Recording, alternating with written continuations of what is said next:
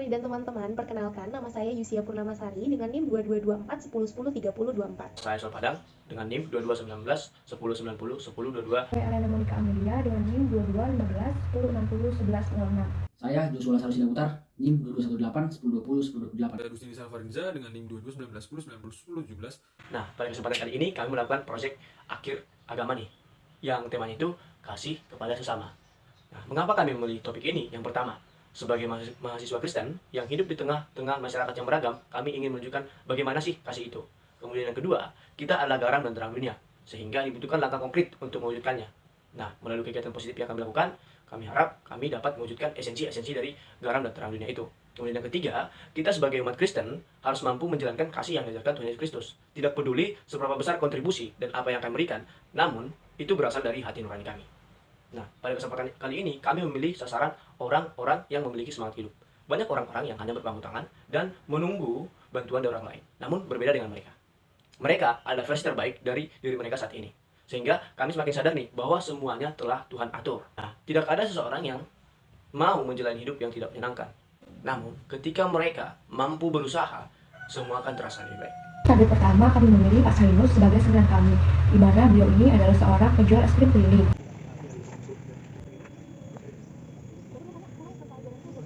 Alasan kami memilih Pak Sainus sebagai target adalah karena semangatnya luar biasa.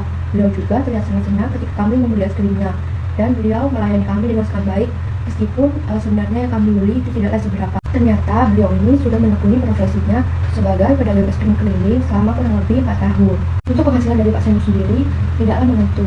Beliau juga sempat bercerita kepada kami bahwa belakangan ini es krimnya sedang sepi pembeli karena memang Jember akhir-akhir ini sering hujan. Namun Pak Sainus tetap semangat untuk berjualan dan menghidupi anak-anaknya. Biasanya beliau ini berjualan berkeliling di area Universitas Jember mulai dari jam 7 pagi hingga jam 4 sore dengan menggunakan sepeda ontel. Setelah kami beli es krim dari Pak Zainul, kami memutuskan untuk membagi-bagikan es krim ini secara gratis kepada masyarakat sekitar.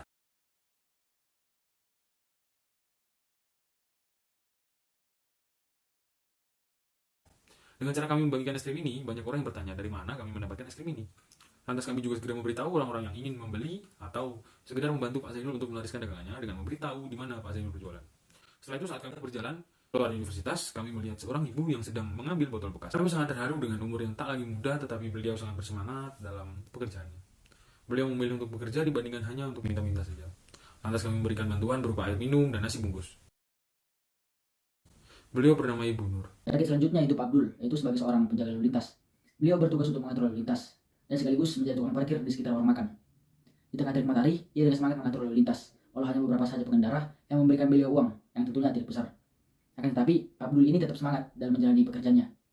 Kami memilih Pak Abdul sebagai target kami dikarenakan beliau sangat menekuni pekerjaannya dan juga semangatnya yang pantang menyerah, yang membuat kami termotivasi dan semangat dalam menjalani perkuliahan ini. Supaya kelak kami juga dapat menjadi orang yang berguna dan dapat membantu banyak orang ke depannya. Kami memberikan bantuan berupa nasi bungkus dan juga air. Target yang terakhir, kami memilih Saudara Sanul Arifin. Saudara Sanul, aktivitas sehari-harinya adalah berjualan sapu dan perlengkapan kebersihan di sekitar Universitas Jember.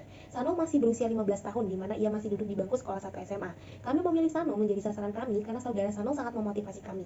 Dikarenakan dengan usia yang masih remaja, yang seharusnya ia bermain nongkrong bersama teman-temannya, waktunya ia habiskan untuk berbakti kepada orang tuanya, dengan membantu kedua orang tuanya. Saat pagi, ia bersekolah, dan saat siang, ia berjualan bergantian dengan orang tuanya.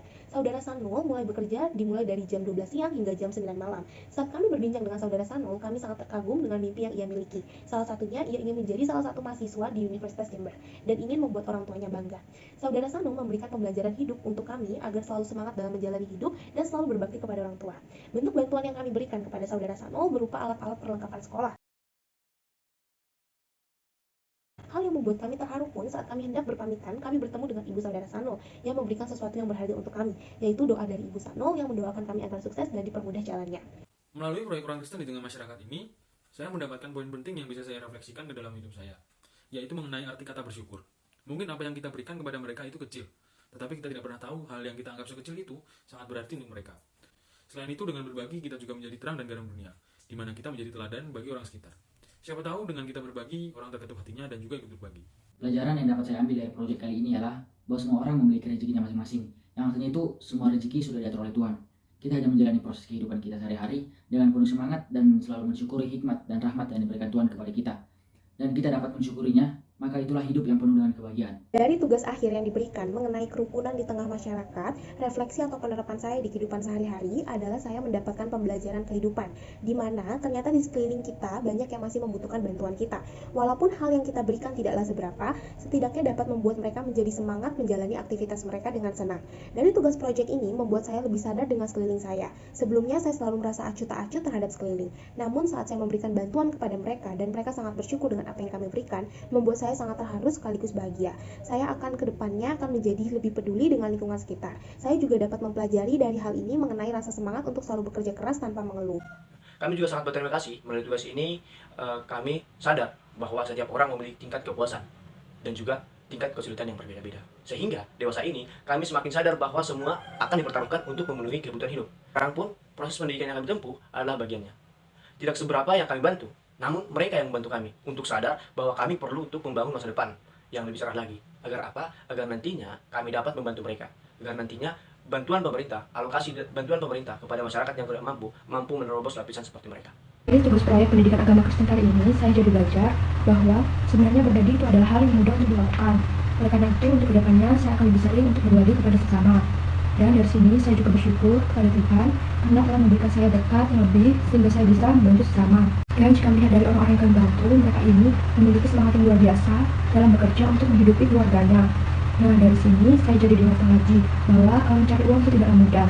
Dan saya jadi termotivasi untuk lebih semangat dan rajin belajar sehingga nantinya saya bisa lulus dengan hasil yang memuaskan dan saya bisa membanggakan dan membalas jasa orang tua saya yang telah membiayai saya selama ini. Nah, untuk kedepannya saya ingin tergabung ke dalam komunitas-komunitas sosial untuk membantu sesama yang membutuhkan. Sekian dari video proyek akhir agama kami, kurang lebihnya mohon dimaafkan. Terima kasih dan shalom.